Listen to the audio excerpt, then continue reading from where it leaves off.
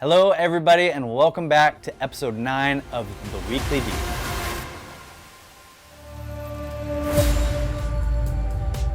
So a lot of you have been asking us about our skincare routine.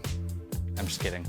But we have had a lot of you ask us about pool training and how to connect with other divers in the group.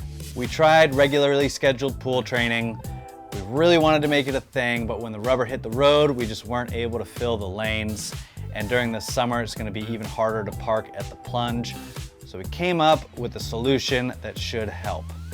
We have created a free group chat on WhatsApp that is for the people in our community to connect with each other so that they can train and dive safely. Whether you're looking to pool train, depth train, frolic in the kelp, or find a spearfishing buddy, this group chat will be the place to find people in our community and set up your own sessions. Over the past years, we've matured, I use that word very loosely, into a formal freediving school, a shop and charter business, but we feel like we've gotten away from these meetup roots. We want to make those a focus again, so on June 4th, we will be celebrating 5 years of Just Get Wet meetups with a banger.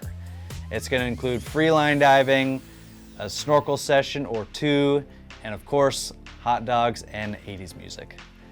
This will be a great time to get in touch with other divers in our community and start getting dialed for the season. We plan to have more of these snorkeling and frolicking sessions in addition to our depth training and spearfishing this summer. These meetups are really what make our group so special, and they played a pivotal role for our guests in this week's Know the Ropes interview. We had the honor of hosting Mitsuki Hara, who first experienced California freediving at one of our meetups a couple years ago.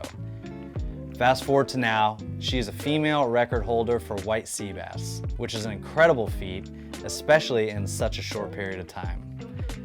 When you listen to her talk though, it's still just as impressive of a feat, but it not be as surprising because she is a badass. We're so humble that we were able to be part of her journey, and the story of her landing this fish is absolutely wild. And the fish took me and the gun under the water, ripped my mask off from my face, and it ripped my snorkel from my mouth. And now I can't see anything, and now I have to breathe. All the kelps are on my body. Like, I probably just have to give up. Otherwise, I'm gonna really die. Speaking of sea bass, you might know that they're around, or you might not, since the first rule of White Seabass Club is to not talk about White Seabass Club. Actually, the first rule is probably don't post any pictures of White Seabass Club, especially if they have any clues to the location. We got to host some of the club royalty last week when Team Riffe and family had their video premiere at our shop. We love getting to hang out with them, hearing more about their legacy and some of the behind the scenes on the development of their new Raider gun. In addition to all the white sea bass we've been talking about, the yellowtail and bluefin are also starting to get in range. This past Sunday, we drove around to see what we could find, and while we didn't have any luck offshore, we stopped at the Point Loma kelp on the way back, which was thin, but it had some of the clearest water out there that we've seen all year.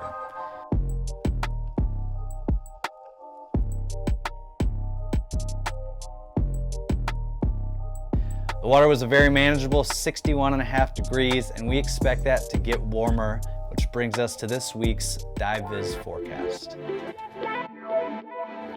We are back to our regular Southern California weather programming. The surface has settled out nicely and the winds look good every day this upcoming week. The least perfect days are Sunday and Tuesday. Sunday has a little bit of a south wind and Tuesday gets a little breezy in the morning, but none of that is over 10 knots, so it should be very doable.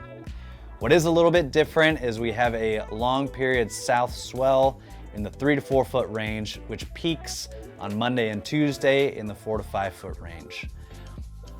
On a boat, this won't be that big of an issue, but there might be some surge at southerly facing spots.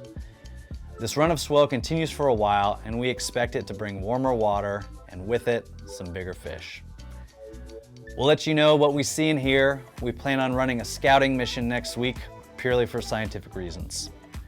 We hope to see you this weekend, whether it's in the boat or on the line, and we will be back next week with episode 10 of the Weekly Deep.